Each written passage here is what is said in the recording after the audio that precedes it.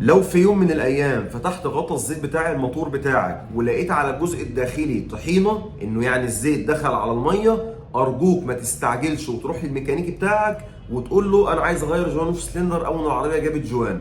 ولانه طبعا في اغلب الميكانيكيه بيستغلوا جهلك بالامر اللي انا هتكلم فيه ده، وبيبدا فعلا في اجراءات تغيير جوان وش سلندر. خليني اقول لك بس انه المحرك بتاعك وهو بيتنفس هواء في الاجواء الشتويه اللي احنا فيها دي علشان يحرقوا مع البنزين، بيتنفس مع الهواء ده بخار ميه.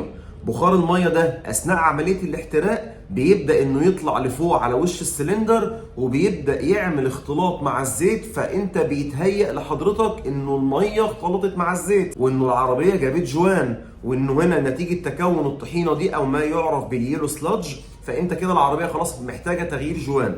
وفي الحقيقه هو هنا انذار كاذب، ده مجرد بس انه بخار الميه اختلط مع الزيت. لانه فعلا المشكله دي امبارح احد الناس نزلها، يا جماعه انا عندي كذا في العربيه بتاعتي، ومصور الغطا بتاع الزيت، واغلب ناس كتير جدا بتقول له ده جوان وش سلندر. فلو سمحت ما تستعجلش، الحاله دي طبيعيه في الاجواء الشتويه اللي احنا فيها. ولو حضرتك عايز تتاكد فعلا ان العربيه جابت جوان، العربيه لما بتجيب جوان مش بتجيب جوان بس من الغطا.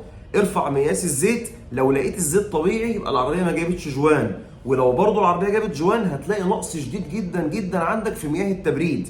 فلو ما عندكش نقص في مياه التبريد ولا عندك مشكله في مقياس الزيت، يبقى الحاله دي حاله انذار كاذبه، ما تجريش تغير جوان وش السلندر ارجوك.